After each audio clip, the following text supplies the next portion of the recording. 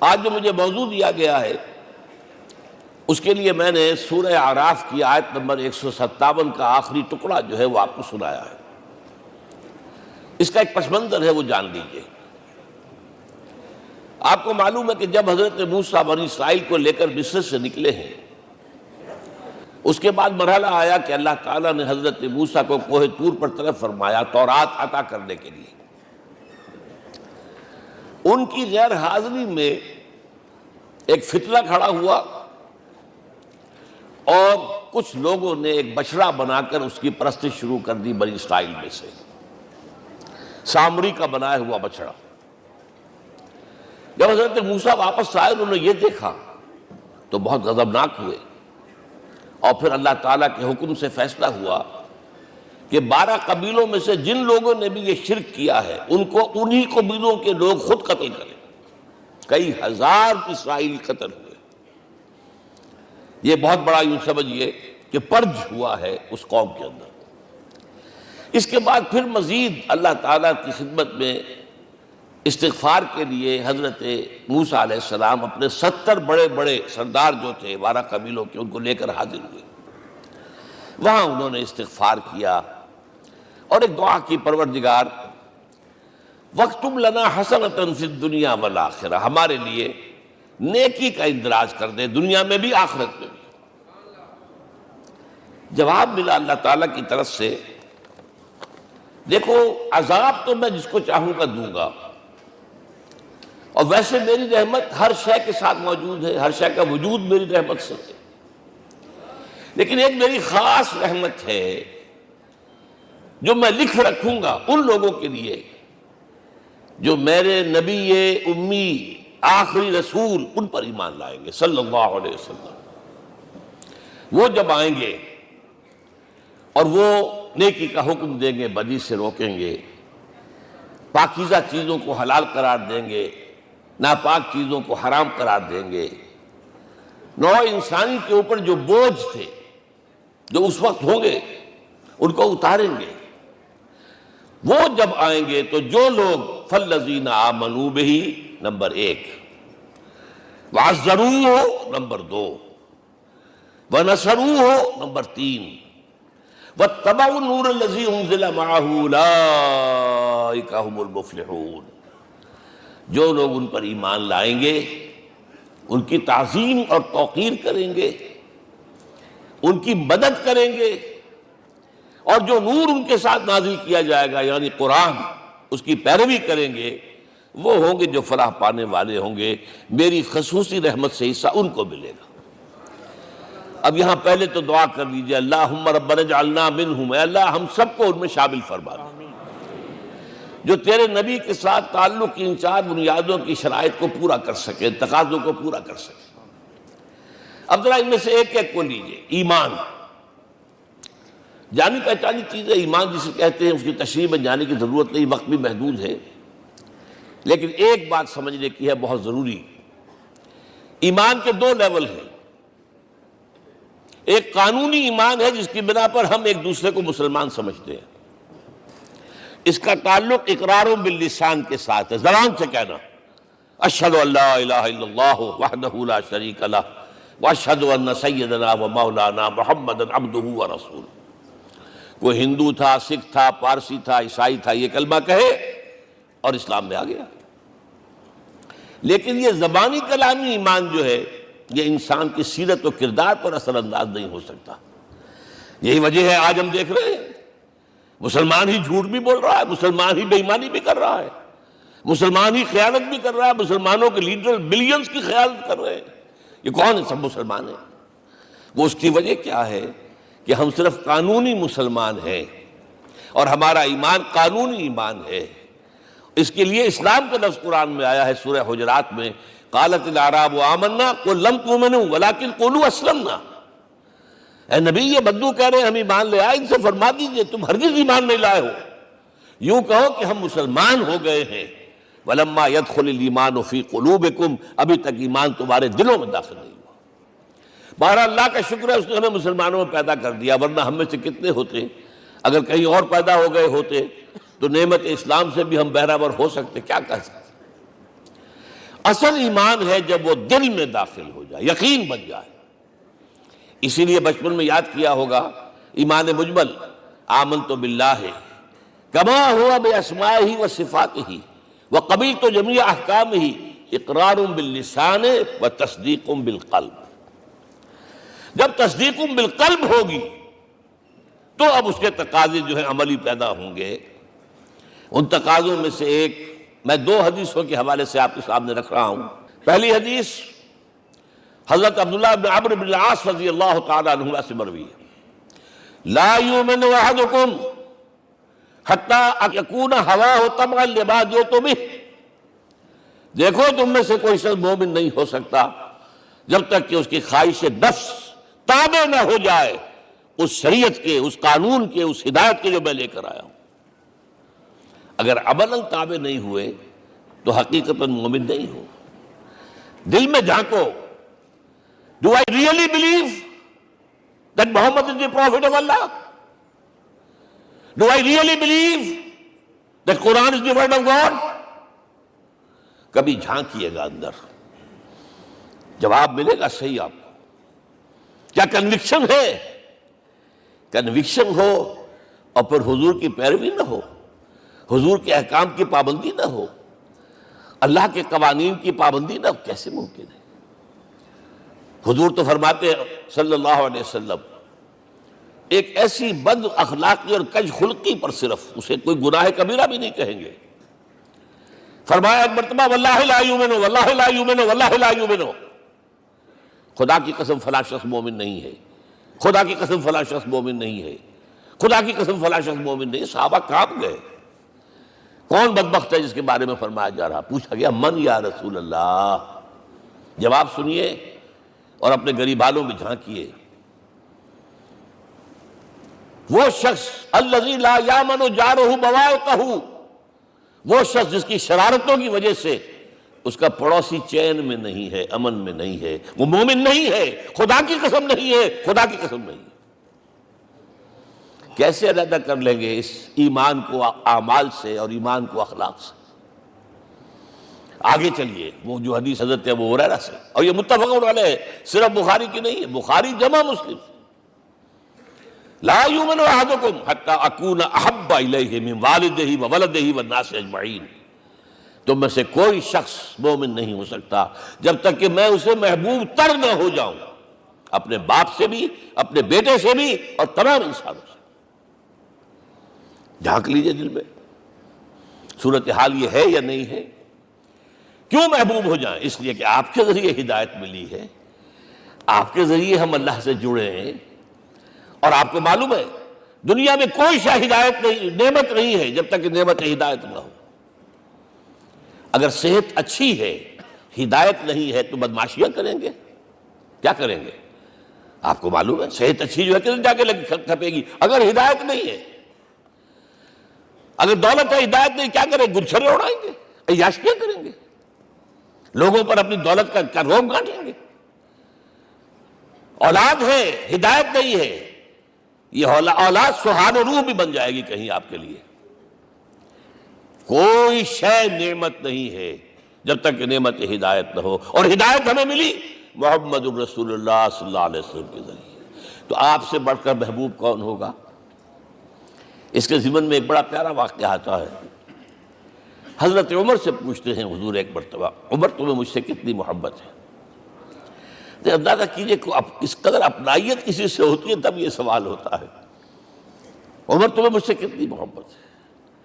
عرض کیا حضور مجھے آپ دنیا کے ہر انسان سے زیادہ محبوب ہیں۔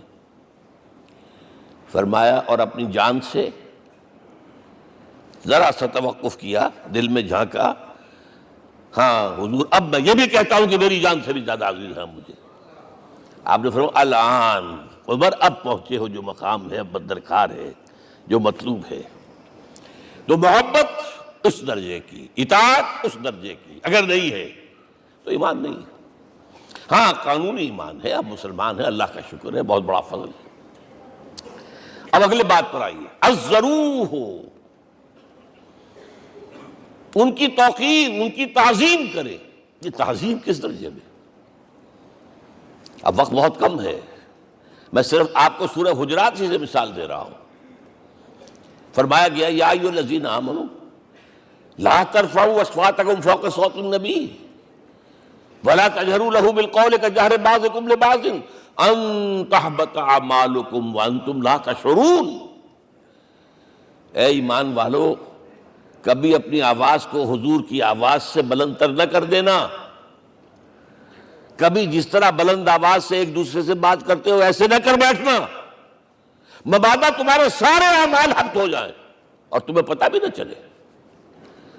تم تو کہو گے میں نے کوئی گناہ کبیرہ تو نہیں کیا، میں نے کوئی ڈاکہ نہیں ڈالا، چوری نہیں کی، کوئی زنا نہیں کیا، کوئی شراب نہیں پی، لیکن یہ سوء ادب لا ترفعوا اصواتکم فوق صوت النبی ولا تجہروا لہ بالقول کجہر بعضکم لبعض ان تحبط اعمالکم وانتم لا تشعرون.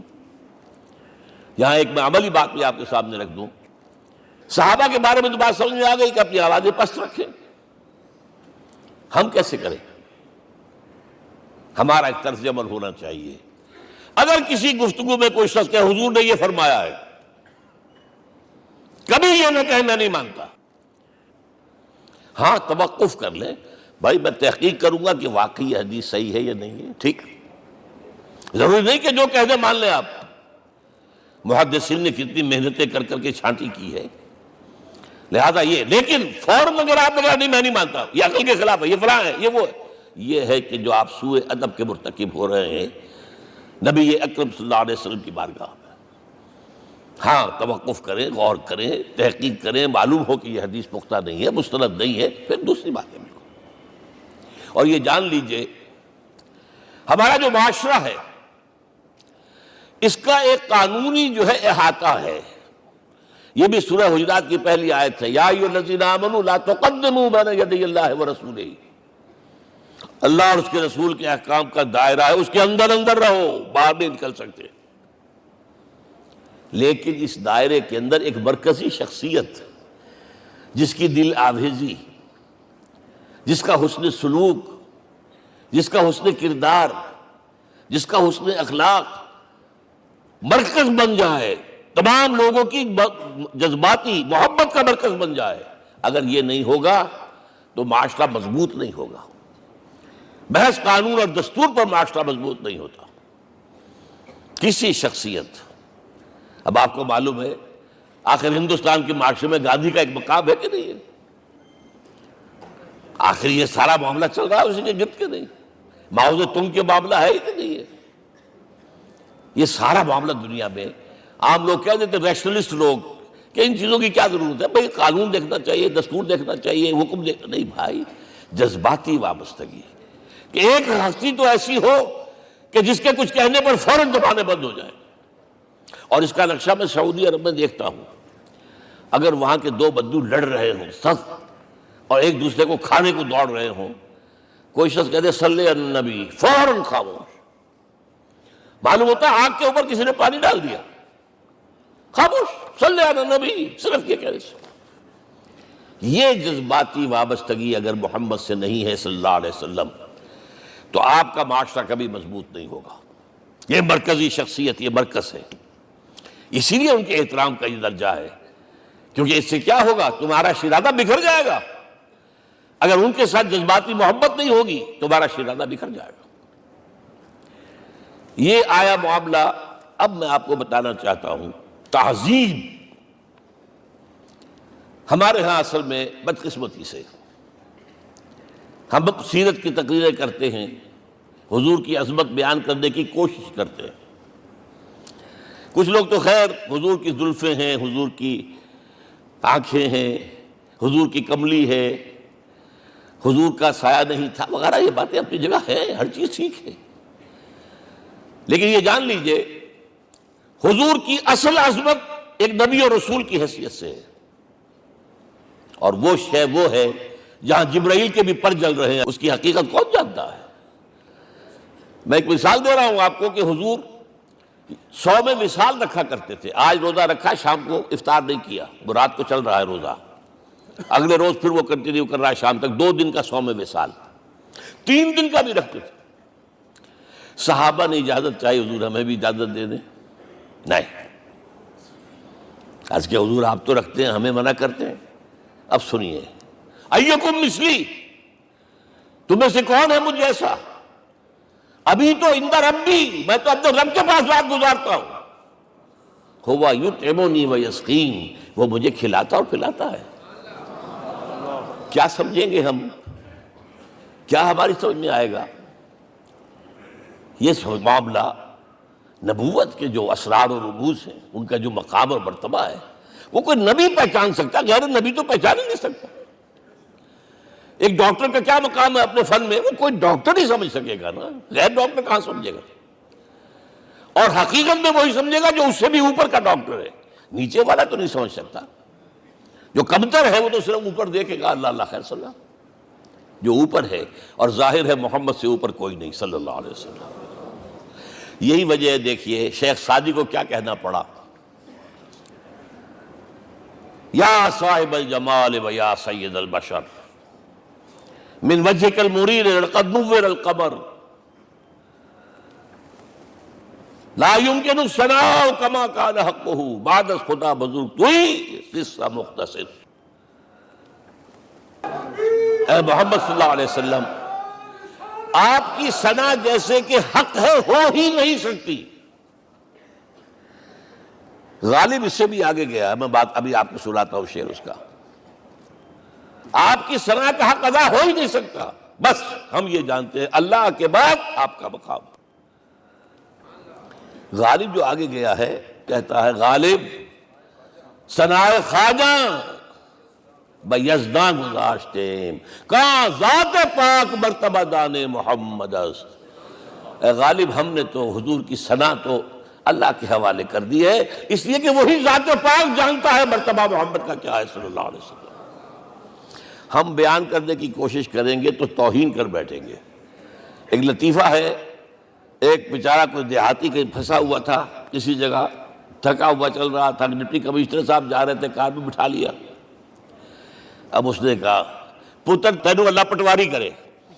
اب اس غریب کے جو ہے اس کے ذہن میں تو پٹواری سے اوپر تو کچھ ہے ہی نہیں، اس کے قلم سے جو ہے ادھر کا انتقال ادھر ہو گیا، ادھر کی ادھر چلی گئی۔ تو ڈی سی کو وہ تعریف کر رہا ہے، اپنے سمجھ کے مطابق پٹواری کرے۔ تو ہم کہیں پٹواری والا معاملہ نہ کریں۔ ہاں، ایک پہلو ایسا ہے جس کے حوالے سے حضور کی عظمت ہماری سمجھ میں آئے گی۔ حضور ایک انسان کی حیثیت سے کیا تھے، ایک باپ کی حیثیت سے آپ کا کیا طرز عمل تھا۔ ذرا یاد کیجئے، جگر گوشہ رسول حضرت فاطمہ بطول رضی اللہ تعالیٰ عنہ وہ حاضر ہوتی ہے، ابا جان دیکھیے چکی پیس پیس کر یہ گھٹے پڑ گئے میرے ہاتھ میں، کہ کنویں سے پانی لاتی ہوں، مشکیزیں کہ یہاں پر بندیاں پڑ گئی۔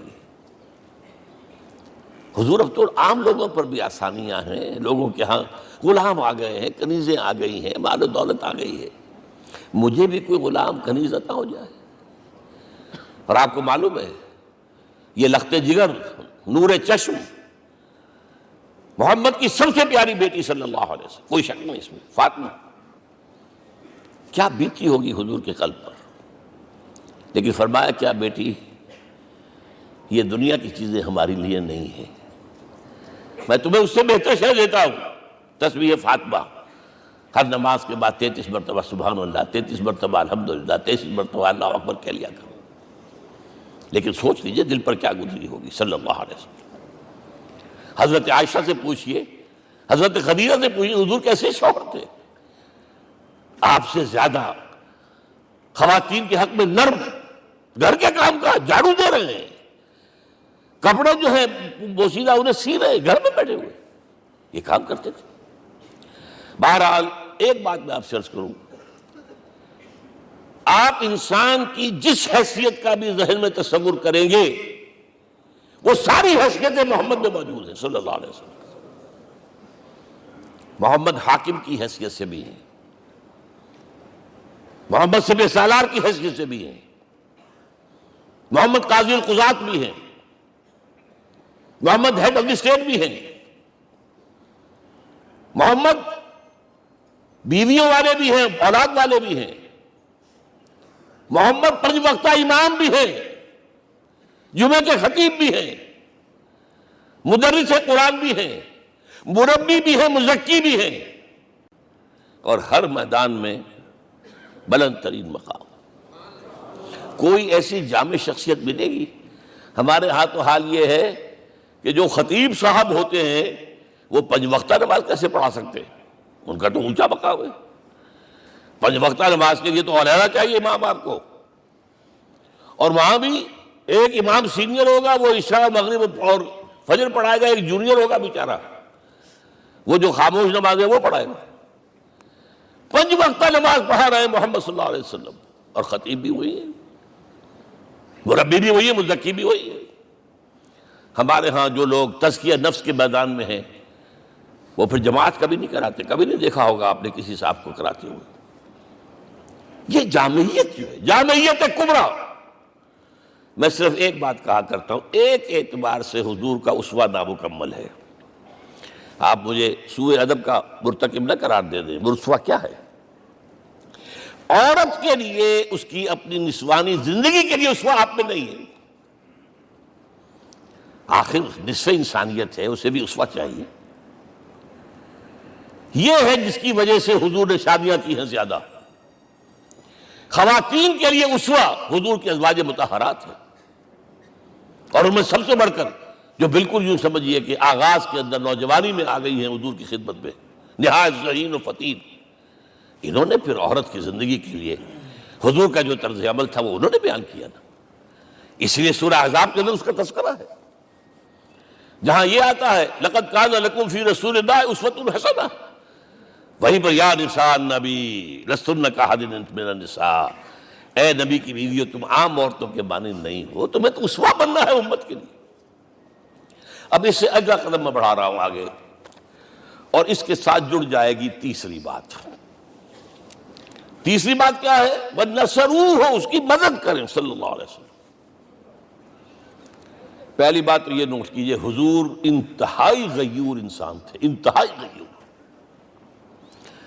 یہ کہا جاتا ہے کہ اگر حضور گھوڑے اس میں سوار ہوتے تھے اونٹ پر، اور آپ کا کوڑا نیچے گر گیا، تو آپ یہ کسی سے نہیں کہتے تھے کہ ذرا یہ میرا کوڑا مجھے پکڑا دینا، یہ بھی گوارا نہیں تھا۔ آپ اونٹ بٹھا کر نیچے اتر کر اپنا کوڑا خود اٹھاتے تھے۔ کسی سے اپنے ذاتی کام کے لیے کوئی مدد مانگنا امکان ہی نہیں۔ بلکہ ایک واقعہ تو وہ ہے جب بھی میں تذکرہ کرتا ہوں میری آنکھوں میں آنسو آ جاتے ہیں۔ یہ ہجرت کے وقت کا واقعہ ہے۔ آپ کو معلوم ہے حضور نے تمام مسلمانوں کو مکے سے جانے کی اجازت دے دی، چلے جاؤ مدینے، چلے جاؤ مدینے، آپ خود تھے موجود، اس لیے کہ رسول اپنے مقام کو نہیں چھوڑ سکتا وداؤٹ ایکسپریس پرمیشن فرام اللہ سبحانہ وتعالی۔ اب حضرت ابوبکر پوچھ رہے ہیں حضور اجازت آ گئی؟ نہیں آئی، آ گئی نہیں آئی، دن گزر رہے ہیں۔ حضرت عائشہ کی روایت ہے کہ ایک روز ہم نے دیکھا دوپہر کے وقت آ رہے ہیں حضور، کپڑے سے اپنا سر جو ہے ڈھانپا ہوا ہے۔ عرب میں دوپہر کے وقت وزٹ کرنا جو ہے یہ ان کے خلاف دستور ہے، ان کی تہذیب کے خلاف ہے، یہ قیلولے کا وقت ہوتا۔ تو حیران ہوئے، آتے ہی فرمایا ابوبکر ہجرت کی اجازت ہو گئی۔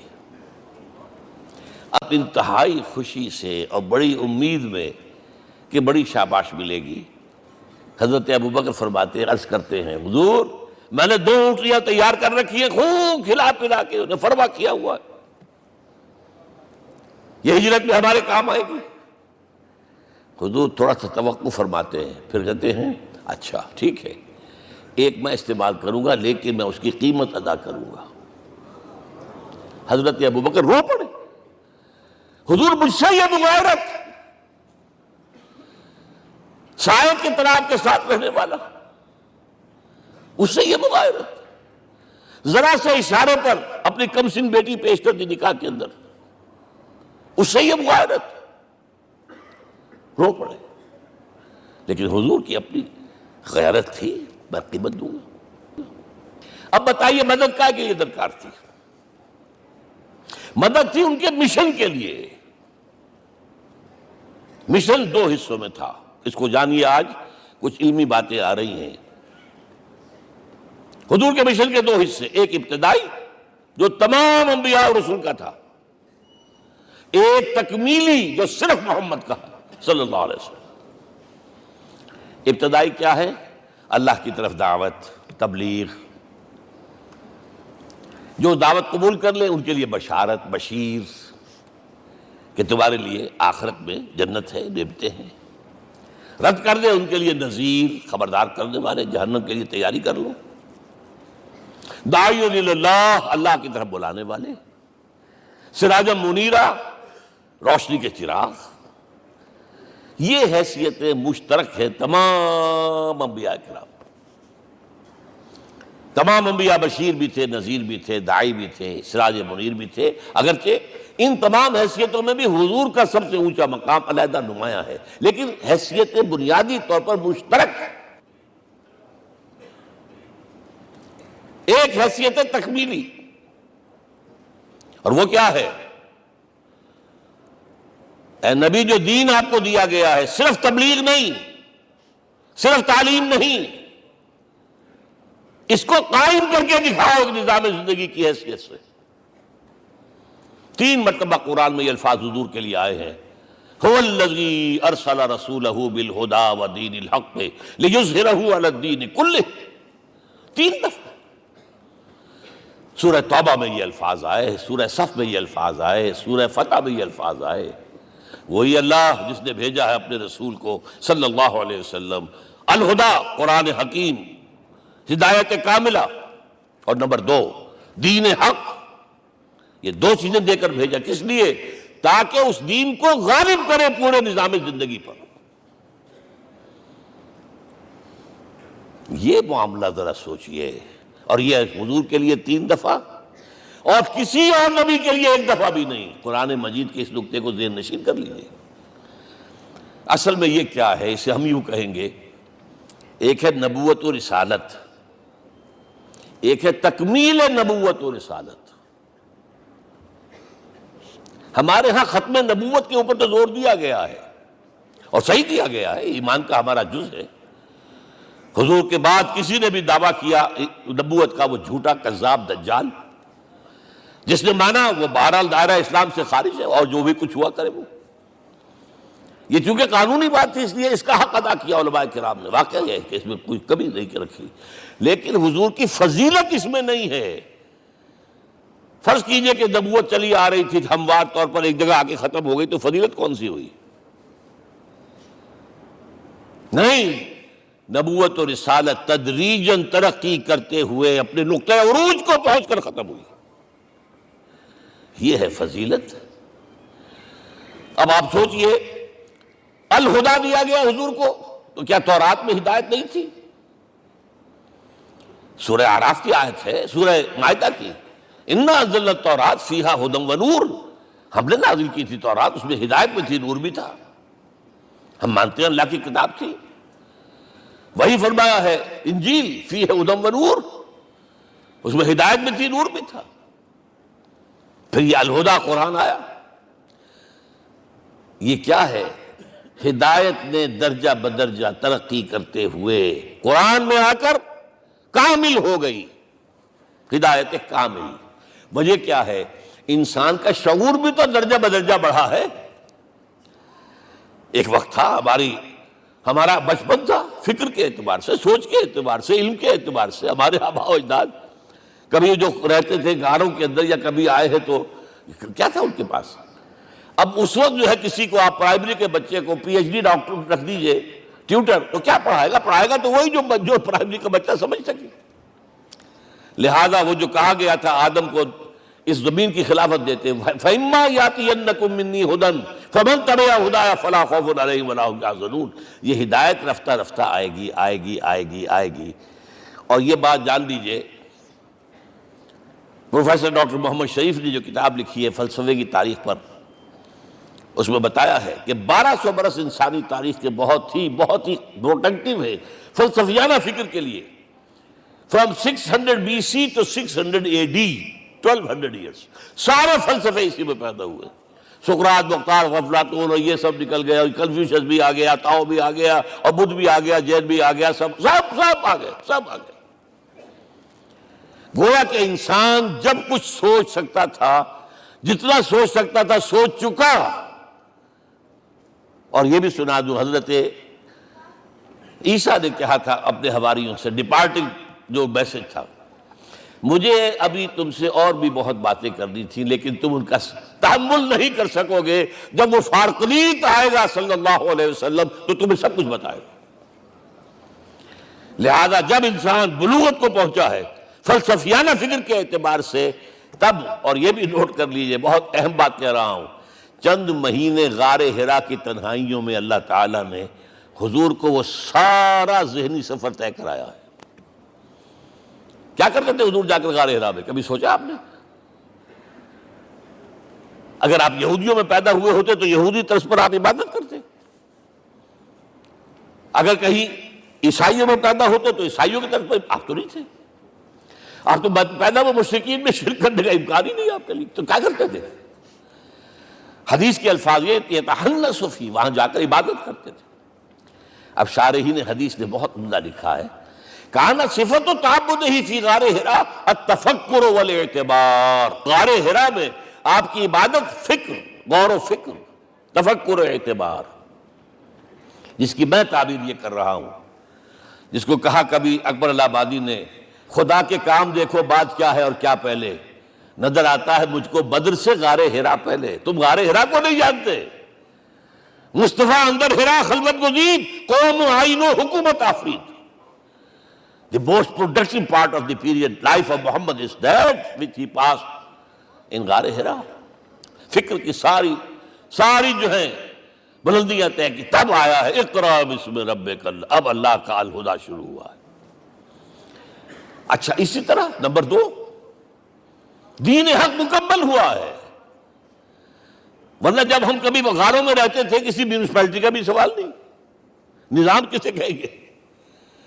پھر یہ ہے کہ قبائلی نظام آیا، چلیے ایک شیخ ہے اس کا کہنا ماننا ہے سب کو، کچھ نظام تو بن گیا نا، اور نظام جہاں آئے گا جکڑ بندی ہو جائے گی، اب تم فلاں قبیلے کے شخص ہو، اس کا قبیلے کا سردار یہ، تمہیں حکم ماننا پڑے گا، اس قبیلے کی روایت یہ تمہیں پیروی کرنی پڑے گی، you have to do it whether you like it or not۔ پھر آپ کی سٹی اسٹیٹس وجود میں آئی، پھر امپائرز وجود میں آ گئے، 400-500 برس سے رومن امپائر، 400-500 برس سے ایرانین امپائر عرب کے اوپر ایسے تھی جیسے افغان کے سر کے اوپر بہت بڑا جو ہے پگڑ رکھا ہوتا ہے، کتنا بڑا ہوتا ہے۔ وہ کسی نے شعر کہا بھی تھا، مجھے تو اب یاد نہیں، کہ سر پہ باندھے ہوئے پورا افغانستان، میرا خیال ہے ضمیر جعفری۔ تو کیا تھا یہ جزیرہ نما عرب، یہ جزیرہ کہلاتا ہے، الجزیرہ، الجزیرہ، اس لیے کہ نیچے آپ کو معلوم ہے بحیرہ عرب، ادھر جو ہے خلیج آ رہی ہے آخر تک، ادھر سے بحیرہ قلزم جا رہا ہے، اور پھر خلیج عقبہ آ گئی ہے، تو یہ سارا جو ہے جزیرہ نما ہے، اس سے پیننسولا۔ لیکن عرب اوپر 2 اور ہیں، عراق عرب، شام عرب۔ عراق عرب پر قبضہ ایران کا، شام عرب پر رومیوں کا۔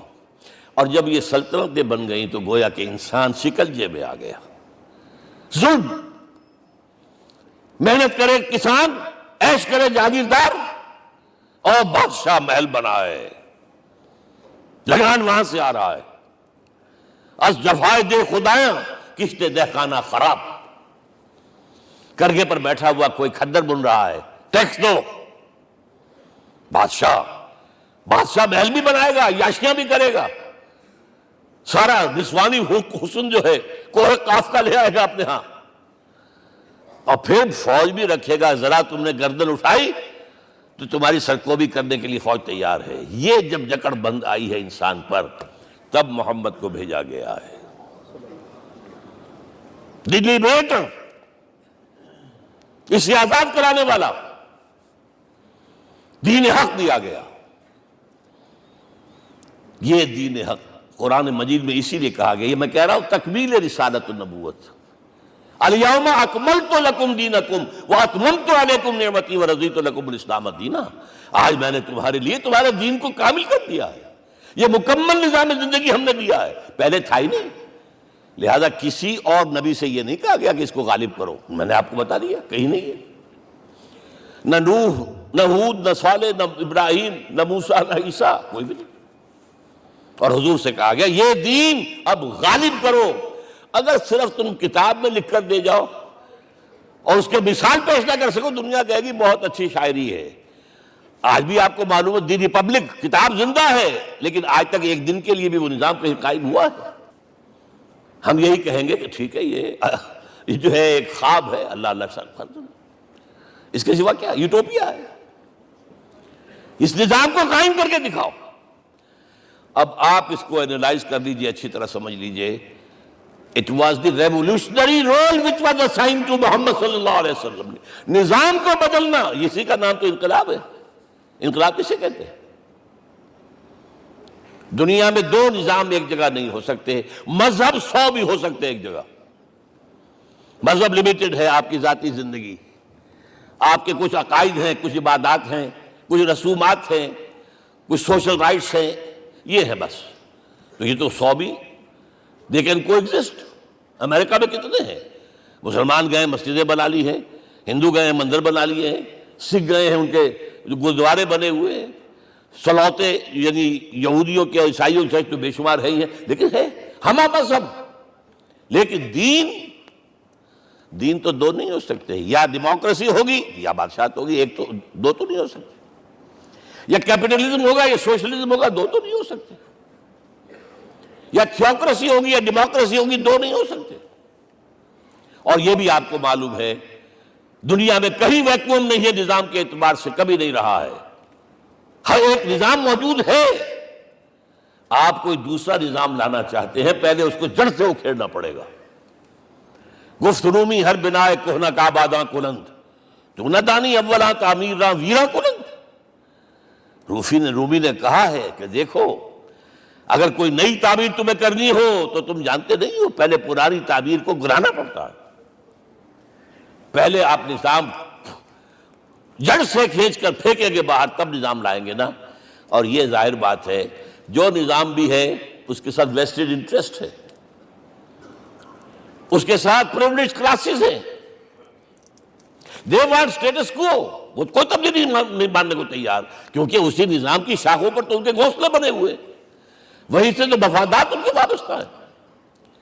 لہذا نظام جو ہے بدلنے کے لیے جانیں دینی پڑتی ہیں، خون بہانا پڑتا ہے، جان جوکھوں کا کام کرنا پڑتا ہے، اس کے بغیر نظام نہیں بدلتا۔ اور محمد کا رول صلی اللہ علیہ وسلم، یہ ہے وہ عظمت محمد کی جو انسان نے پہچانی ہے۔ میں 3 گواہیاں آپ کے سامنے پیش کر رہا ہوں، 1 from the east, 2 from the west, 3 کئی ملوے ہے۔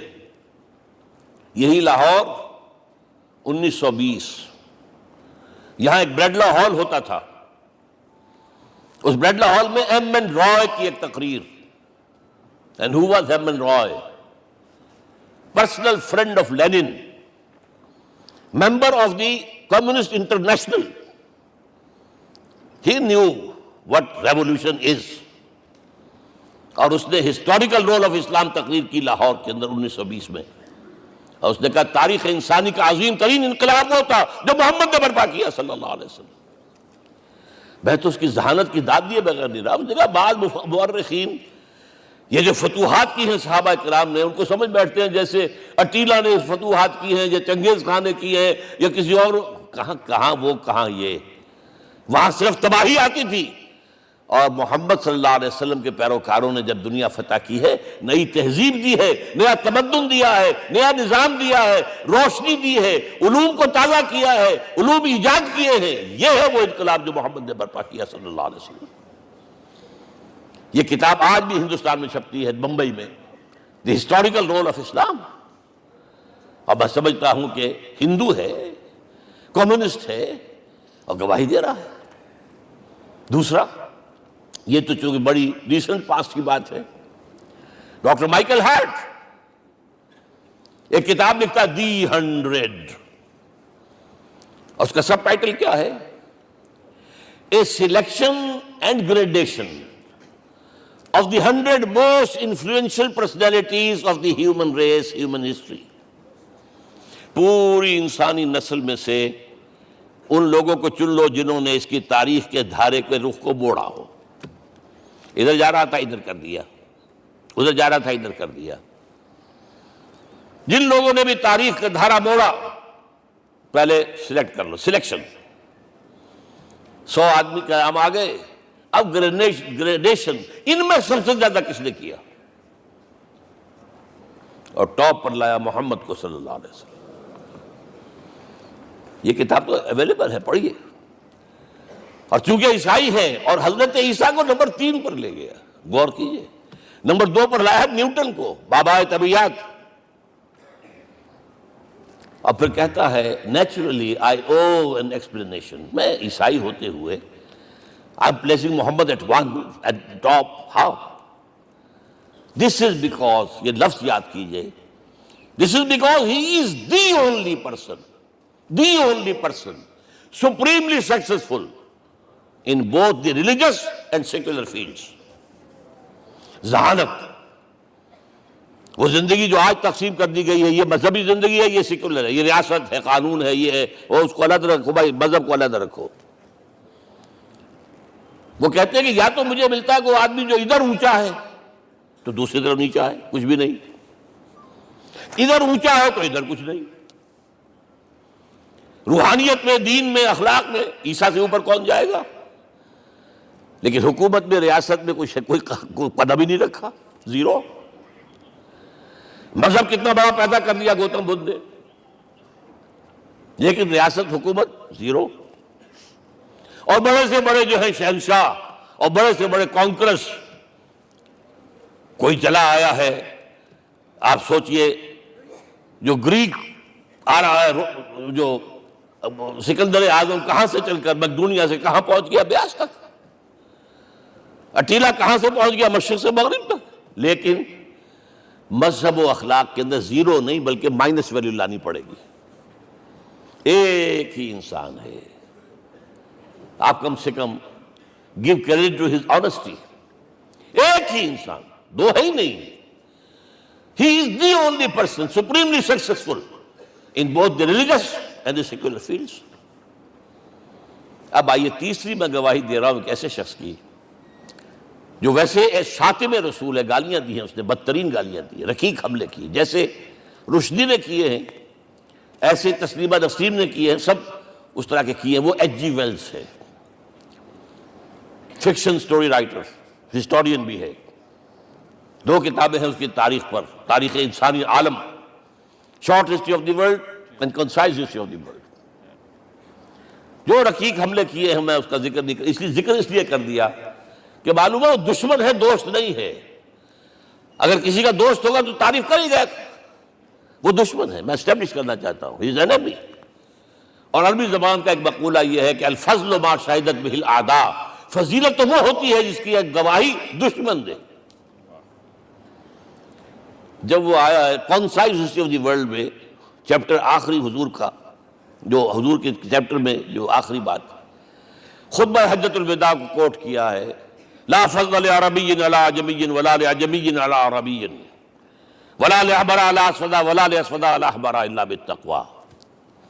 کسی عرب کو کسی عجمی پر کوئی فضیلت نہیں، کسی عجمی کو کسی عرب پر کوئی فضیلت نہیں، کسی گولے کو کسی کارے پر کوئی فضیلت نہیں، اور کسی کالے کو کسی گورے پر کوئی فضیلت نہیں، ہاں تقوی کے ساتھ فضیلت ہے۔ اب ذرا میرا ایک ایک لفظ نوٹ کیجئے، کیا لکھتا ہے اس پر؟ Although the sermons of human freedom, fraternity and equality were said before also, and we find a lot of these sermons in Jesus of Nazareth، مسیح ناصری حضرت عیسیٰ علیہ السلام کے ہاں بھی وعظ تو ہمیں بہت ملتے ہیں، but it must be accepted that it was Muhammad صلی اللہ علیہ وسلم who for the first time in history established a society based on these principles۔ انسانی حریت، اخوت، مساوات، اس کے وعظ کہنے تو بہت آسان ہے، تقریریں کرنی تو بہت آسان ہے، لیکن ان ویلیوز کو باقاعدہ اسٹیبلش کرنا ایک سوسائٹی میں ماننا پڑتا ہے، یہ اسے دینا پڑا ہے کریڈٹ جو بھی ہے۔ لیکن ایک بات نوٹ کر لیں، مبادہ کہیں آپ میرے بارے میں سوء ظن ہو جائے، تازہ ایڈیشن جو اب اویلیبل ہے اس میں سے یہ نکال دیے گئے ہیں، آج کے جو ان کے ایڈیٹرز ہیں ان کے حلق سے نیچے نہیں اتر رہے، اتنی بڑی حقیقت۔ آپ پنجاب لائبریری یا پبلک لائبریری سے جا کے پرانا ایڈیشن لیجئے، concise history of the world کے اندر آپ کو یہ الفاظ مل جائیں گے۔ Although the sermons of human fraternity, freedom and equality were said before also, and we have a lot of these sermons in Jesus of Nazareth, but it must be accepted that it was Muhammad sallallahu alaihi wasallam who for the first time in history established a society based on these principles. اب یہ جو mission میں نے آپ کے سامنے رکھا، ایک بنیادی مشن قرآن کی تبلیغ کرو، تبلیغ کرو، تبلیغ کرو، تبلیغ کرو. یا ایھا رسول بلغ ما انزل الیک من ربک وان لم تفعل فما بلغت رسالتہ. نمبر 2، جو دین حق دیا اسے غالب کرو، قائم کرو، نافذ کرو، اس کی مثال پیش کرو دنیا کے سامنے. ان دونوں میں مدد درکار تھی محمد الرسول اللہ کو. جیسے حضرت مسیح نے کہا تھا، وَإِذْ قَالَ عِيسَىٰ ابْنُ مَرْيَمَ لِلْحَوَارِيِّينَ مَنْ أَنصَارِي إِلَى اللَّهِ، کون ہے میرا مددگار اللہ کی راہ میں. جیسے کہ اللہ فرماتے سورہ حدید میں، بڑی پیاری آیت ہے، بڑی ریولوشنری آیت ہے، بلکہ میں لفظ استعمال بڑی ننگی انقلابی آیت ہے قرآن مجید کی. اتنا صاف اللہ تعالیٰ ہی سچ بول سکتا ہے، کوئی اور تو ضرور کہیں نہ کہیں اس کے اوپر کوئی کپڑا ڈال کے بات کرے گا. آیت نمبر 25 آف سورۃ الحدید، لقد ارسلنا رسلنا بالبینات، ہم نے اپنے رسولوں کو بھیجا واضح نشانیوں کے ساتھ، معجزات کے ساتھ. وانزلنا معهم الکتاب والمیزان، ان کے ساتھ کتاب اتاری، شریعت اتاری، میزان اتاری، نظام اتارا. لِيَقُومَ النَّاسُ بِالْقِسْطِ، تاکہ لوگ عدل پر قائم ہوں. اس لیے کتاب کیوں بھیجی، رسول کیوں بھیجے، نبی کیوں بھیجے، وحی کیوں بھیجی؟ تاکہ لوگ عدل پر قائم ہوں. یہ اس سے بڑی آیت کوئی ہوگی؟ عدل اجتماعی، سوشل جسٹس. اب اگلا ٹکڑا پڑھیے، وَأَنزَلْنَا الْحَدِيدَ، ہم نے لوہا بھی اتارا ہے، فِيهِ بَأْسٌ شَدِيدٌ، اس سے اسلحہ بنتا ہے، جنگی قوت ہے. وَلِيَعْلَمَ اللَّهُ مَن يَنصُرُهُ وَرُسُلَهُ بِالْغَيْبِ، اور اللہ دیکھ لینا چاہتا ہے کون ہے اس کے وفادار بندے جو لوہے کی طاقت کو ہاتھ میں لے کر اللہ اور اس کے رسول کی مدد کرتے ہیں. دین اللہ کا، اسے قائم کرنا اللہ کی مدد ہے، اسے قائم کرنا محمد کا فرض ہے، اس کے جد و جہد کرنا محمد کی مدد ہے صلی اللہ علیہ وسلم. یہ تھی نصرت. اور یہ نصرت آپ کو معلوم ہے حضور کی زندگی میں صحابہ نے کرام نے کی ہے کہ نہیں کی؟ جو شخص ایمان لایا فوراً داعی بن گیا، فوراً. ابو بکر ایمان لائے، اور 6 جو ہیں عشرہ مبشرہ میں سے چوٹی کے صحابہ، وہ ان کی دعوت پر ایمان لائے. سعد ابن ابی وقاص، طلحہ، زبیر، عثمان، سعید ابن زید، یہ سب کون ہیں؟ حضرت ابو بکر کی دعوت پر. نوجوان ہیں، مصعب بن عمیر کو گھر سے نکال دیا چچا نے، اور برہنہ کر کے نکالا ہے کم وقت نے، اس لیے کہ باپ مر گیا تھا، بہت دولت چھوڑ گیا تھا. ماں نے بڑے ناز و نام میں پالا تھا. کہتے ہیں 200 درہم کا جوڑا اس کا بن کر آتا تھا شام سے، جیسے کبھی ہم کہتے تھے کہ پنڈت نہرو کے کپڑے جو ہے پیرس سے سل کر آتے ہیں. اور جہاں سے گزر جاتا تھا مصعب، اتنا اس نے لگایا ہوتا تھا عطر کے پوری گلی جو ہے وہ خوشبو سے جو ہے بھر جاتی تھی. چچا نے بلایا، تم جو یہ گلچھرے کر رہے ہو اپنے باپ کی دولت پر نہ، اور تم اسے کہتے ہو کافر، نکل جاؤ گھر سے. وہ چلنے لگے. He was a teenager. چلنے لگے. وہ سمجھا تھا کہ میرے یہ کہنے سے اس کے تو اس کو تارے نظر آ جائیں گے، یہ فوراً جو ہے توبہ کرے گا، پلٹ آئے گا. چلنے لگے تو اسے اور غصہ ہے، یہ کپڑے بھی اسی باپ کے ہیں، اتارو. وہی اتارے کپڑے. مادرزاد برہنہ ہو کر ماں کے پاس گئے. ماں نے آنکھوں پر ہاتھ رکھا، مصعب کیا ہوا ہے؟ فرمایا امی میں موحد ہو گیا ہوں. یہ ہے توحید. اور اب جا کر حضور کے دامن میں بیت ارقم میں اب ہمہ وقت کارکن ہے، قرآن اتر رہا ہے، پڑھ رہے ہیں، سمجھ رہے ہیں، قرآن اتر رہا ہے، یاد کر رہے ہیں. اور اس کے بعد جب کہا تھا مدینے والوں نے بیعت عقبہ اولیٰ پر کہ حضور ہمارے سے آپ کی ملاقات تو سال کے بعد ہی ہوگی، درمیان میں تو آپ کو معلوم ہے خون ریزی ہے، کوئی قافلہ بچ کے نہیں آ سکتا، تو اب آپ ہمیں کوئی اپنا شاگرد دیجئے. مصعب بن عمیر کو حضور نے کہا جاؤ ان کے ساتھ. وہاں ان کا نام پڑ گیا المقری، پڑھانے والا، قرآن پڑھانے والا. 75 آدمی اگلے سال لے کر آ گیا ہے، اور اسی سے بیعت عقبہ ثانیہ ہوئی ہے، اور ہجرت کا راستہ کھل گیا. اور اس کو ایک دفعہ حضور نے دیکھا، مسجد کے دروازے کے سامنے سے گزر رہا تھا مصعب، پھٹا ہوا کمبل تھا جس میں لپیٹا ہوا تھا۔ حضور کی آنکھوں میں آنسو آ گئے۔ غزوہ احد میں شہید ہوا کس طرح؟ علم بردار تھا، ایک ہاتھ پر وار پڑا ہے، کٹ کے گر گیا، ایک ہاتھ سے تھاما، دوسرے پر بھی گر گیا، دونوں جو بچے ہوئے حصے تھے اس سے تھاما۔ پھر جب ختم ہو گئے، اس کے بعد جو ہے جب دفن کر رہے تھے تو حضور کے سامنے پرابلم لایا گیا۔ مصعب کے جسم پر تو کوئی کپڑا ہی نہیں تھا سوائے ایک چادر کے، ایک دھوتی، اللہ اللہ خیر اللہ۔ اور شہید کا کفن ہوتا ہے اس کا اپنا لباس۔ حضور وہ اتنا چھوٹی ہے وہ چادر کہ پاؤں ڈھانپتے ہیں تو سر کھل جاتا ہے، سر ڈھانپتے ہیں تو پاؤں کھل جاتے ہیں۔ فرمایا سر کو ڈھانپ دو کپڑے سے اور پیروں پر گھاس ڈال دو۔ That was the last dress which Musab got۔ تو یہ لوگ جو تھے محمد رسول اللہ والذین معہ، یہ ساتھی حضور کے جنہوں نے حضور کے مشن میں آپ کا ساتھ دیا۔ اور ایک خاص مرحلے کا تو میں آپ کے سامنے ذکر ہی کر دوں، اس لیے کہ دین کی اقامت، دین کا غلبہ، اس میں تو جہاد اور قتال آئے گا لا محالہ۔ Nobody is going to allow you to change the system۔ اگر سسٹم بدلتا ہے تو اس کے ساتھ جو مفادات بدلتے ہیں وہ ختم ہو جاتے ہیں، جو پرولیجز ہیں وہ ختم ہو جاتے ہیں۔ لہذا جب غزوہ بدر کا مرحلہ آیا ہے، حضور نے مجلس شورا منعقد کی، اور آپ نے جو وحی سے آپ کو بتا دیا گیا تھا، دیکھو ایک قافلہ آ رہا ہے شمال سے، مال غنیمت سے لدا پھدا ہے، اور 50 صرف اس کے ساتھ محافظ ہیں۔ ایک لشکر آ رہا ہے جنوب سے، ویل کانٹے سے لیس، اور اللہ نے وعدہ کیا ہے کہ ایک پر ضرور تمہیں فتح دے گا، بتاؤ کدھر چلے۔ یہ اصل میں کسی بھی سپہ سالار کے لیے وقت ہوتا ہے کہ اپنے ساتھیوں کے مورال کا اندازہ کرے۔ کچھ ہوں گے ہم جیسے کمزور بھی، انہوں نے کہا کہ حضور پہلے قافلے کی طرف چلے، آسانی سے فتح بھی ہو جائے گی اور ہتھیار مل جائیں گے ہمیں، ہمارے پاس تو ہتھیار بھی نہیں ہے، گنتی کے لوگوں کے پاس تلواریں بھی نہیں سب کے پاس، تو 50 آدمیوں کے ہتھیار تو ملیں گے، پھر لشکر سے نپٹ لیں۔ اب حضور کہہ رہے ہیں اشیرونی اشیرونی اشیرونی۔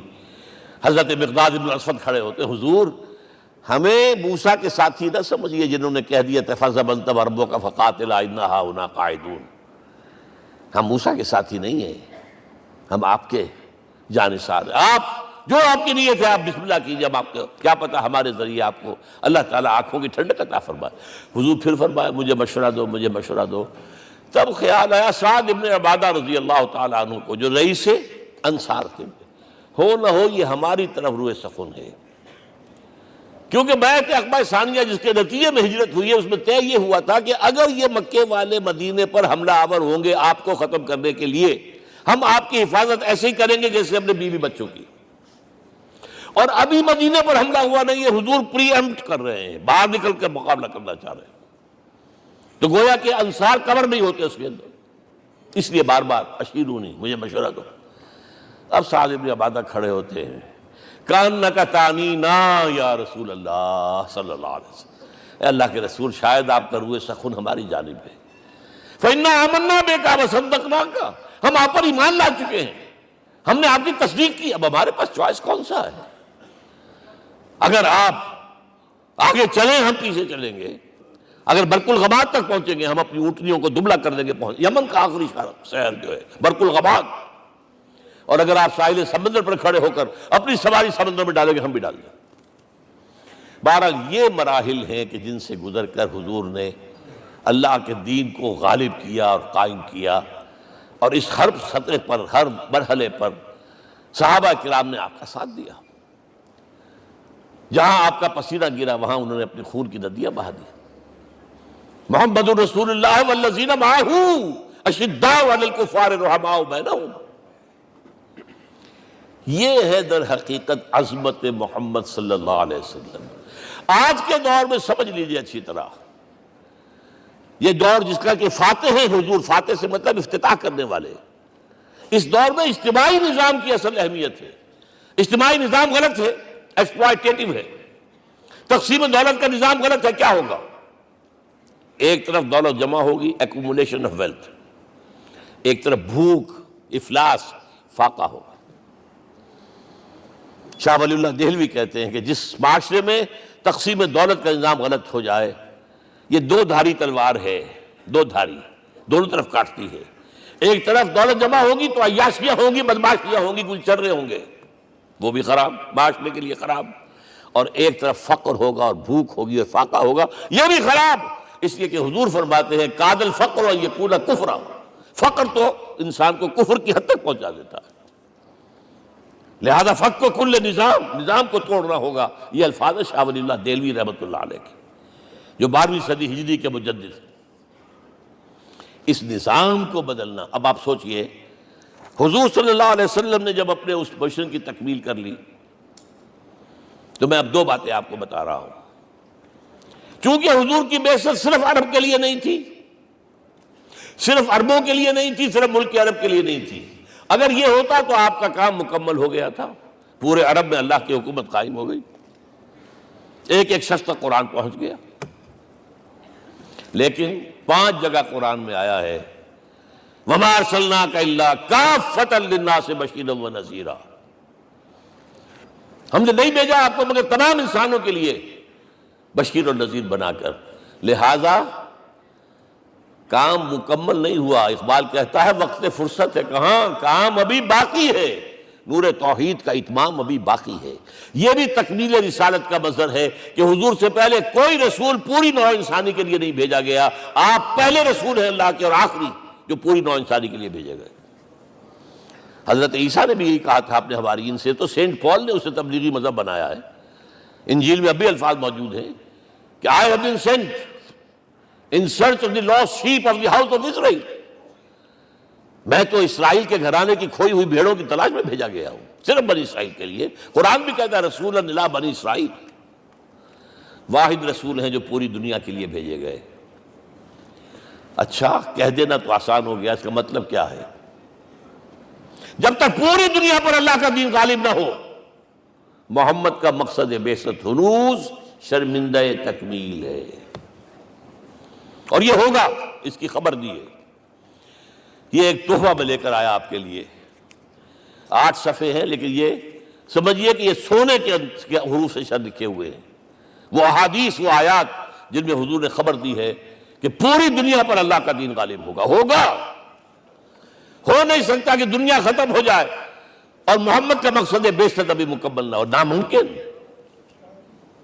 ان آیات کو پڑھیے، ان میں پھر احادیث پڑھیے۔ میں صرف 2 حدیثیں آپ کو سنا دوں۔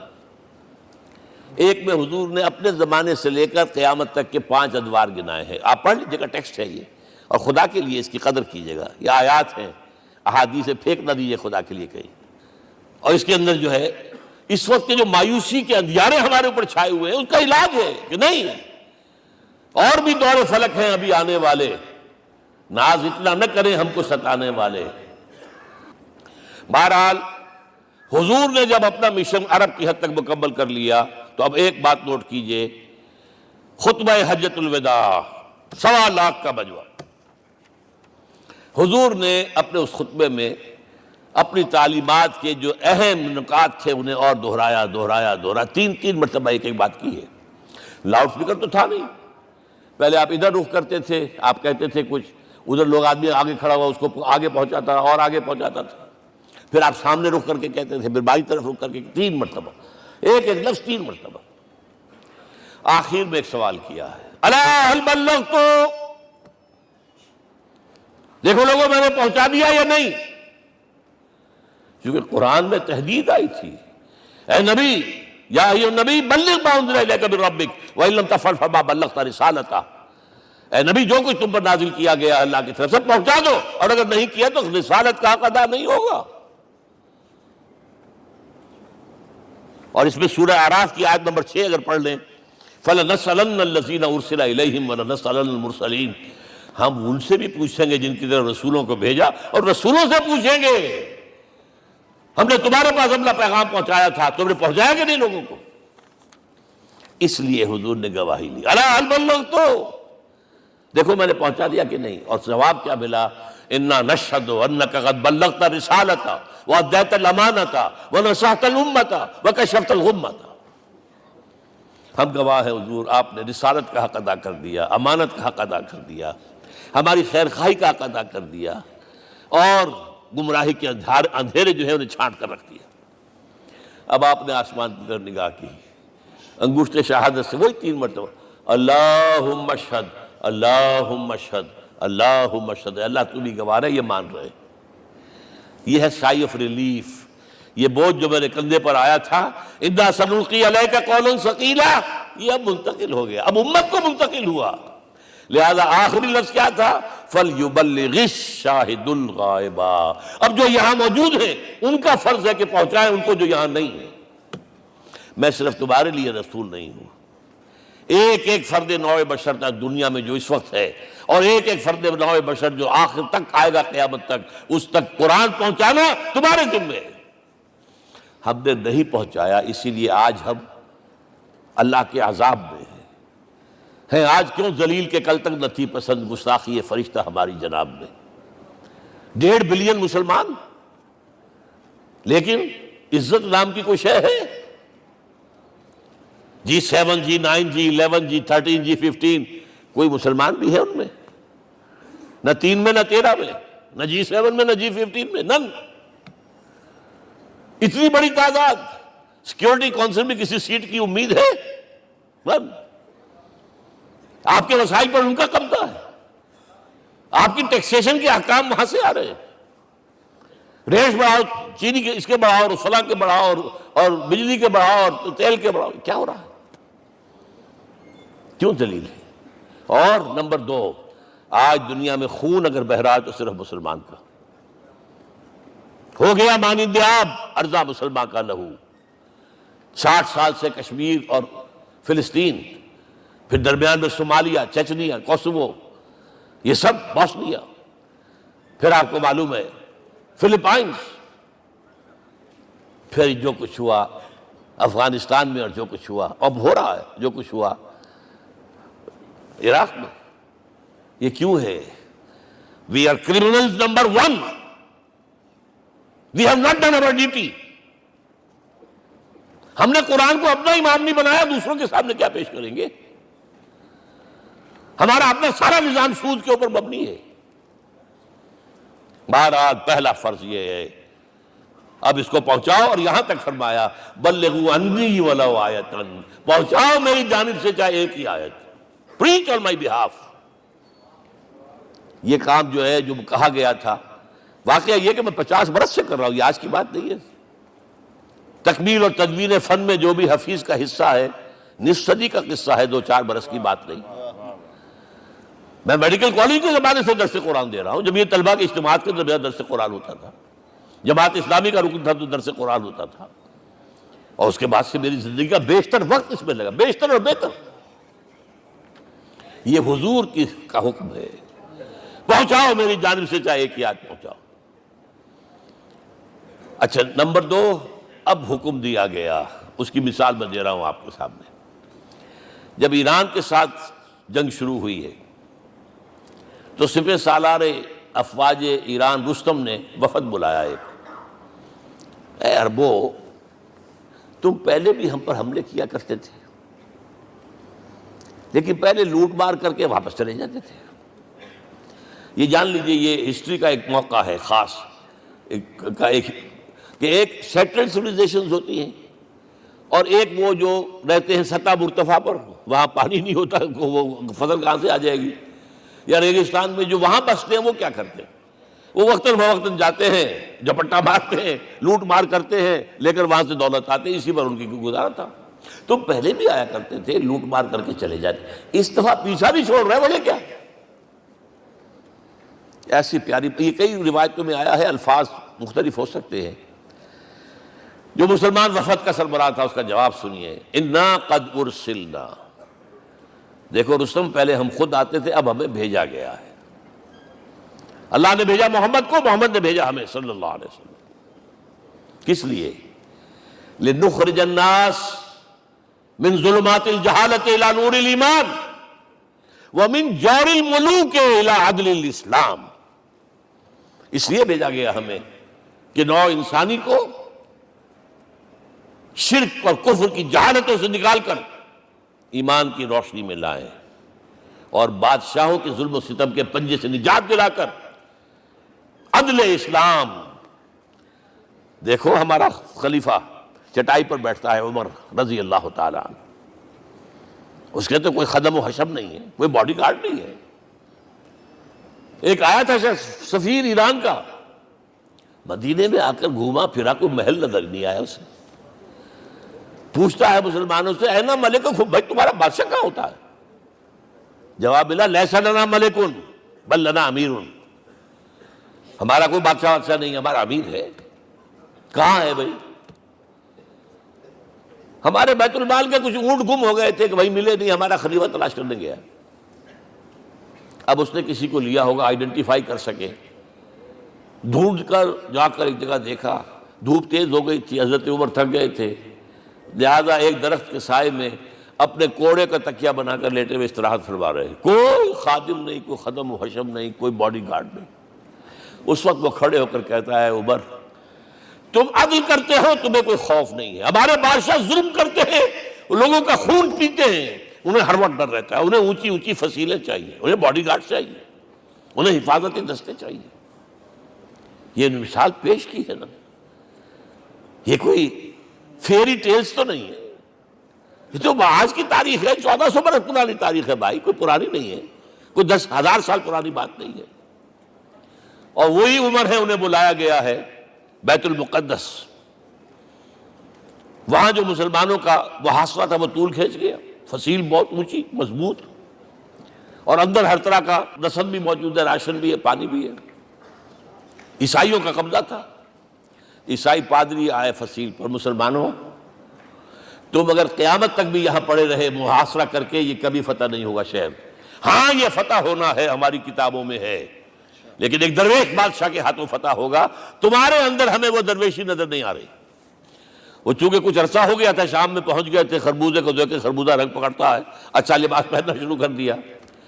اور وہاں تھے امین هذه الامہ ابو عبیدہ بن الجراح رضی اللہ تعالی عنہ، یکے عشرہ مبشرہ، ان کا فوراً کلک کیا، یہ بادشاہ مدینے میں بیٹھا ہوا تو ہے. یہاں سے ریکویسٹ کی گئی ہے آپ تشریف لائیے. اب 700 میل کا سفر ہے، کوئی ذاتی سفر نہیں، کسی بیٹے کے کنووکیشن میں کے لیے نہیں گئے ہیں، کوئی انٹوریج نہیں ہے، کچھ نہیں. ایک اونٹ، ایک خادم، اور اسی اونٹ پر راستے کا راشن، لہذا ایک آدمی بیٹھ سکتا ہے. اب ایک منزل خلیفہ اوپر تشریف فرما ہے اور خادم ہاتھ پکڑ کر آگے چل رہا، اگلی منزل خادم اوپر بیٹھا ہے اور خلیفہ ہاتھ پکڑ کے آگے چل رہا ہے. جب آخری منزل آئی ہے تو باری ہو گئی اس خادم کی، اس نے ہاتھ جوڑ دیے، خدا کے لیے لوگ دیکھیں گے، مجھے ماریں گے، تمہیں شرم نہیں آئی؟ خلیفۃ المسلمین جو ہے وہ آگے آگے تمہارے چل رہے تھے، تم براجمان تھے. حضرت عمر نے ڈانٹ پلائی، الدور دورو، نہیں، باری تمہاری ہے. وہ بیٹھا ہوا اوپر، حضرت عمر پنکیل پکڑ کر آ رہے ہیں، اور بیچ میں کہیں کیچڑ آ گیا تھا، جوتیاں بھی ہاتھ میں پکڑی ہوئی ہیں. اب وہاں آتے ہی انہیں لے جایا گیا فصیل کے سامنے. انہوں نے اوپر سے اپنی کتابیں دیکھیں، ہاں یہی ہے درویش بادشاہ. یہ فتح نہیں ہوا تھا یروشلم، یہ ایک صلح کے طور پر انہوں نے دیا ہے، کھول دیا، آ جاؤ.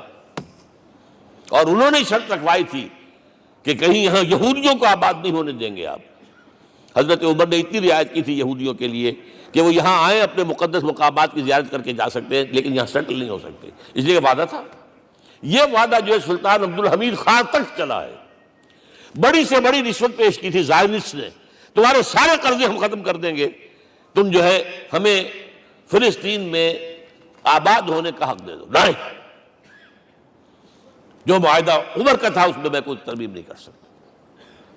تو یہ مثالیں ہیں جو پیش کی گئی ہیں. میں تو کہا کرتا ہوں، جب میں نے پڑھا تھا کہ کرنل جمال عبد الناصر کی بیٹی سائیکل پر جاتی ہے کالج، کیو این لائی کی بیٹی بھی سائیکل پر کالج جاتی ہے، احساس ہوا تھا عظمت ہے نا آخر، چاہے وہ کسی غیر میں ہو. اور واقعہ یہ ہے کہ میں بیان کرنے سے رہ نہیں سکتا. جب میں نے لال بہادر شاستری کے بارے میں سنا، he had no house in the whole of India. یہ تو بھارت کی ڈیموکریسی کا ایک معجزہ ہے. A person who doesn't own a house in the whole length and breadth of India, and he rose to the position of Prime Minister. ہمارے ہاں کسی میونسپلٹی کا جو ہے ممبر نہیں بن سکتا، اس کی بیوی اپنے گھر میں خود کھانا پکاتی تھی، کوئی ملازم نہیں تھا۔ اور جب ہارٹ اٹیک ہوا ہے تاشقند میں، تو وہ جو مرتے دم بات کی ہے اس نے ماتا جی سے کی ہے، بیوی سے نہیں کی۔ یہ ہماری مشرقی روایات ہیں، ماں کا مقام۔ لیکن یہ تمام مثالیں جو ہیں، پوری نوع انسانی 10 مرتبہ پیدا ہو کر ختم ہو جائے، حضرت عمر والی مثالیں نہیں لا سکتے۔ رات کو گشت کر رہے ہیں، ایک جگہ سے رونے کی آواز آئی، معلوم ہوا کہ بچے ہیں، بھوکے ہیں، رو رہے ہیں۔ ماں سے پوچھا گیا کیا معاملہ ہے، کہ کیا کروں، کچھ نہیں ہے، میں نے یہ آنڈی چڑھا دی ہے، چولہے کے اوپر آگ جلا دی ہے، بچوں سے کہا بھائی کچھ پک رہا ہے، ذرا انتظار کرو، سو جائیں گے۔ کانپ گئے، ایسے گئے سیدھے بیت المال، آٹے کی بوری اپنے غلام سے کہا میرے کندھے پر رکھ، میں لے چلتا ہوں۔ نہیں، قیامت کے دن تم میرا بوجھ نہیں اٹھا سکو گے۔ اپنے کندھے پر بوری رکھ کر لائے ہیں، کھانا پکوایا، کھلایا بچوں کو۔ اب اگر حضور یہ کہے کہ سید القوم خادمہم، تو یہ حقیقت تھی کہ نہیں تھی؟ ورنہ اگر یہ مثال نہ آتی تو کہتے جی شاعری تو اچھی ہے، بہت اچھا شعر کہہ دیا، کوئی سردار بھی کبھی خادم ہوا ہے۔ اب یہ ہے کہ یہ نظام دنیا میں، بس آخری بات پہ میں آ گیا ہوں، یہ خوشخبریاں میں آپ کے ساتھ یہ تحفہ لے کر آیا، یہ پڑھیے کہ نظام دوبارہ آنا ہے۔ محمد کی پیشن گوئی غلط نہیں ہو سکتی، وہ صادق المصدوق صلی اللہ علیہ وسلم۔ اگرچہ ابھی ہمیں اور سزائیں ملنی ہیں، اور سخت سے سختر سزائیں آنی ہیں۔ ابھی آرمگیڈون سر پر تنی ہوئی ہے، کھڑی ہوئی ہے، ملحمۃ العظمیٰ جسے حدیث میں کہا گیا۔ آرمگیڈون پتہ نہیں آپ نے کبھی سنا ہے کہ نہیں سنا ہے؟ یہ بائبل کی آخری کتاب جو ریولیشن جان ہے، اس میں ہے کہ ایک بہت بڑی جنگ ہوگی، گریٹر اسرائیل بنانے کے لیے بہت بڑی جنگ ہوگی، and you set the stage has been set for that۔ NATO تیار اسی کے لیے ہو رہا ہے دوبارہ۔ کس لیے؟ نیٹو چیف سے پوچھا گیا تھا کہ تمہارا دشمن جو تھا USSR تو ختم ہوا، گھٹنوں کے بل پڑا ہوا ہے، اب کس کے لیے اس کو ایکسٹینڈ کر رہے ہو اور آرگنائز کر رہے ہو؟ اب ہمیں مسلم فنڈامنٹلسٹ سے نمٹنا ہے۔ یہ ہے وہ کروسیڈ جو شروع ہوئی۔ یہودی اور عیسائی نیو کنزرویٹوز، نیو کونس، یہ دونوں جڑے ہوئے ہیں، ایک 5 پوائنٹ ایجنڈا ہے ان کا جس پر دونوں کا اتفاق ہے۔ تو ابھی ہم پر بڑے برے وقت آنے ہیں، ہمیں سزائیں ابھی اور ملنی ہیں، لیکن ٹیبلز ول بی ٹرنڈ، دنیا میں اللہ کا دین قائم ہوگا، چاہے ابھی اور اپس اینڈ ڈاؤنز آئیں گے، لیکن ہوگا، لیکن ہوگی، وہ وقت آئے گا اللہ کا دین قائم ہوگا پوری دنیا میں۔ ایک حدیث میں آپ کو سنانے چلا تھا، حضرت ثوبان سے رضی اللہ تعالیٰ عنہ، مسلم شریف کی روایت ہے۔ حضور نے فرمایا ان اللہ زوالی الارض، اللہ نے میرے لیے پوری زمین کو لپیٹ دیا۔ فرائیت مشارقہا و مغاربہا، میں نے اس کے سارے مشرق دیکھ لیے، سارے مغرب دیکھ لیے۔ وَإِنَّ أُمَّتِي سَيَبْلُغُ مُلْكُهَا مَا زُوِّئَ لِي مِنْهَا، میری امت کی حکومت ان تمام علاقوں پر قائم ہو کر رہے گی جو اللہ نے زمین کو لپیٹ کر مجھے دکھا دیے۔ یہ ہونا ہے، and that is going to be the end of this world۔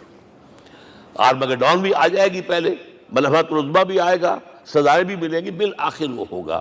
لیکن آخری بات، میرے اور آپ کے لیے مسئلہ لمحہ فکریہ کیا ہے؟ میں اور آپ کہاں کھڑے ہیں؟ Are we on the side of Allah or on the side of America؟ بہرحال یہ تو جو اپس اینڈ ڈاؤنز آنے ہیں، میرے اور آپ میں سے ہر شخص کے سوچنے کی بات یہ ہے، یہ تو انقلاب تو آئے گا، حضور کے ذریعے سے آیا، کچھ لوگ حضور کے ساتھی بن گئے، ان کی دنیا بن گئی، آخرت بن گئی، قیامت میں کے بعد جو کچھ ملنا ہے اللہ تعالیٰ روح و ریحان و جنت النعیم۔ کچھ رہ گئے کہ چاہے سگا چچا تھا محروم رہ گیا، ابو لہب۔ آج بھی یہ قافلہ ادھر چل رہا ہے۔ اقبال نے بالکل ٹھیک کہا ہے کہ دنیا کو ہے پھر مار کا روح و بدن پیش، تہذیب نے پھر اپنے درندوں کو ابھارا، اللہ کو پابر دیے مومن پہ بھروسہ، ابلیس کو یورپ کی مشینوں کا سہارا۔ اور صحیح کہا ہے، آخری بات جو کہہ رہا ہوں، ایک نکتہ میرا رہ گیا ہے، وَاتَّبَعُوا النُّورَ الَّذِي أُنزِلَ مَعَهُ، چوتھی بات، اور یہ کہ وہ لوگ جو اس نور کا اتباع کریں گے کہ جو ان کے ساتھ نازل کے قرآن، اس لیے کہ قرآن ہی ذریعہ ہے، آلہ انقلاب ہے۔ قرآن انسانوں کو بدلتا ہے، افراد کو، افراد مل کر جماعت بن کر وہ جو انقلاب برپا کرتے ہیں. بٹ انڈیویجول چینج، اقبال کے الفاظ میں چوں بجا در رفت جہاں دیگر شود، یہ قرآن اگر کسی کے باطن میں اتر جاتا ہے تو اس کے اندر انقلاب آ جاتا ہے. He is a change person from within واتبعوا النور الذی انزل معہ. لیکن آخری دور کے بارے میں یہ چند اشعار سنا رہا ہوں. شب گریزاں ہوگی آخر جلوہ خورشید سے، یہ چمن معمور ہوگا نغمہ توحید سے، ہو کر رہے گا. اور پھر دلوں کو یاد آ جائے گا پیغام سجود، پھر جبیں خاک حرم سے آشنا ہو جائے گی. اور آنکھ جو کچھ دیکھتی ہے لب پہ آ سکتا نہیں. میں حیرت ہوں کہ دنیا کیا سے کیا ہو جائے. آب روان کبیر تیرے کنارے کوئی دیکھ رہا ہے کسی اور زمانے کے خواب. وہ زمانہ آنا ہے، لیکن دیکھنا یہ ہے کہ میرا اور آپ کا اس میں کتنا حصہ ہے. اقول قولی ھذا واستغفر اللہ لی ولکم ولسائر المسلمین والمسلمات.